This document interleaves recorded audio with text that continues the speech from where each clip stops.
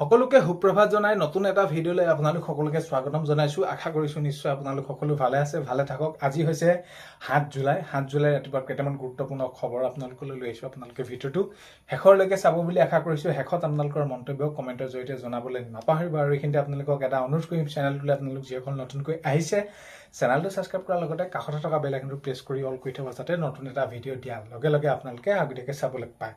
যদি ভিডিঅ'টো চাই ভাল পায় লাইক এটা কৰি দিব আৰু শ্বেয়াৰ কৰি দিব বুলি আশা কৰিলোঁ। আৰু আজি আপোনালোকৰ দিনটো ভালে ভালে যাওক তাৰে কামনা কৰিছোঁ।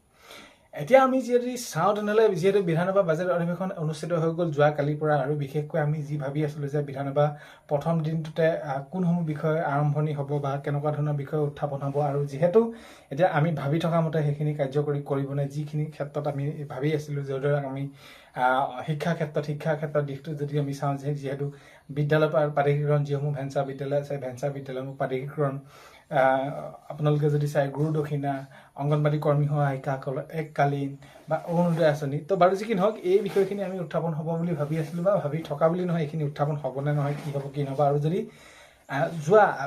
যোৱা তাৰিখত আমি 6 তাৰিখৰ দিনাখনি বিধানসভা বাজেট অধিৱেশনত যদি চাওঁ, বিশেষকৈ আমি শিক্ষাৰ ক্ষেত্ৰত বহুত বেছি এটা প্ৰশ্ন উত্থাপন কৰা দেখা গ'ল। অখিল গগৈ ডাঙৰীয়াই মন্তব্য কৰিছে, অখিল গগৈ ডাঙৰীয়াই সেইখিনি উত্থাপন কৰিছে যে বৰ্তমান সময়ত এতিয়া শিক্ষা ব্যৱস্থাটো অসমৰ কেনেকুৱা ধৰণৰ হৈ আছে, যে স্কুল কলেজবিলাকত বিশেষকৈ পাঠদান কৰিবৰ বাবে শিক্ষক আছেনে নাই, সেইখিনি তেওঁলোকে তেনেদৰে সেইখিনি এতিয়া ব্যৱস্থা গ্ৰহণ কৰাৰ কথা কৈ আছে, নাই হোৱা। সেইখিনি শিক্ষক নিযুক্তিৰ কথা কৈ আছে।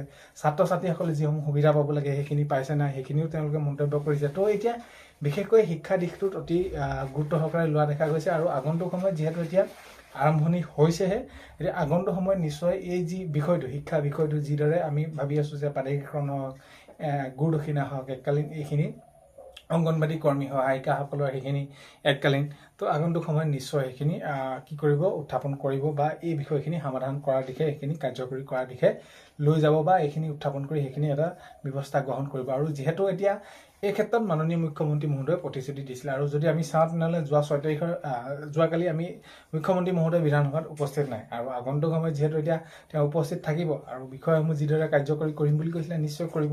তেতিয়া কৰিব লাগে সোনকালে। এইটোৱে যে আজি যদি আমি চাওঁ তেনেহ'লে বিধানসভা বাজেট অধিৱেশনত যদি সেইখিনি ধৰা হয়, যে কাৰণ কেলে কোনটো শিতানত কিমানখিনি ব্যয় কৰিব, সেইটো আগন্তুক 2026-27 বৰ্ষৰ বাবে যিহেতু এতিয়া বাজেটখন প্ৰস্তুত কৰিব, সেইটো আমাৰ বাবে ভাল হ'ব। কাৰণ কেলে অতি সোনকালে হ'ব লাগে যিকোনো কাম। এতিয়া ধৰি লওক প্ৰাধিকৰণ প্ৰক্ৰিয়াই, গুৰুদক্ষিণাই হওক, আত্মনিৰ্ভৰশীল আঁচনি হওক, অৰুণোদয় আঁচনিৰ ক্ষেত্ৰতে হওক, অৰুণোদয় আঁচনি বৃদ্ধি কৰাৰ কথা সেইখিনি প্ৰসংগ উল্লেখ কৰি আছে।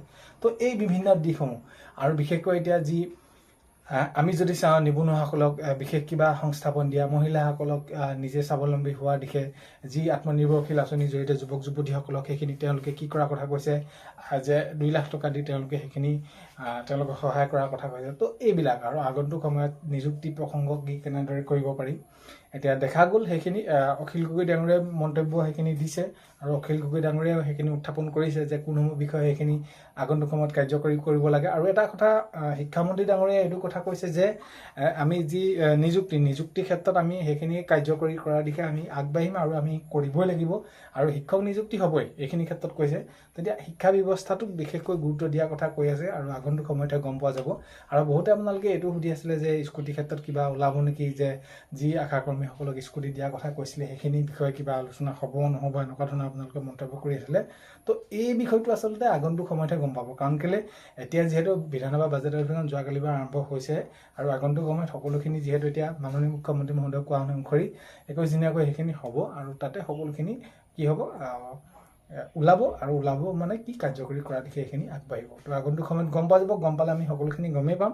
তো সেয়াই, যাতে বাজেট অধিৱেশনত এটা ভাল খবৰ ওলায় সকলোৰে বাবে, যাতে সকলোৰে বাবে ভাল খবৰ ওলায়, সেইখিনি কাৰ্যকৰী কৰাৰ দিশে সকলোৱে লৈ যায়, সেইটোৱে আমি সকলোৱে কামনা কৰিম। তো আজি এই ভিডিঅ'টো শেষলৈকে চাই থকাৰ বাবে বহুতেই বেছি ধন্যবাদ। আৰু ভিডিঅ'টো শেষত আপোনালোকৰ মন্তব্য কমেণ্টৰ জৰিয়তে জনাবলৈ নাপাহৰিব। আৰু এইখিনিতে আপোনালোকক ভিডিঅ' প্ৰথমতে কোৱাৰ দৰে চেনেলটোলৈ যদি আপোনালোক নতুনকৈ আহিছে, ছাবস্ক্ৰাইব কৰাৰ লগতে কাষতে থকা বেল আইকনটো প্ৰেছ কৰি অল কৰি থ'ব, যাতে নতুন এটা ভিডিঅ' দিয়াৰ লগে লগে আপোনালোকে আগতীয়াকৈ চাবলৈ পায়। আজিলৈ মানে অন্য এটা ভিডিঅ'তে লগ পোৱাৰ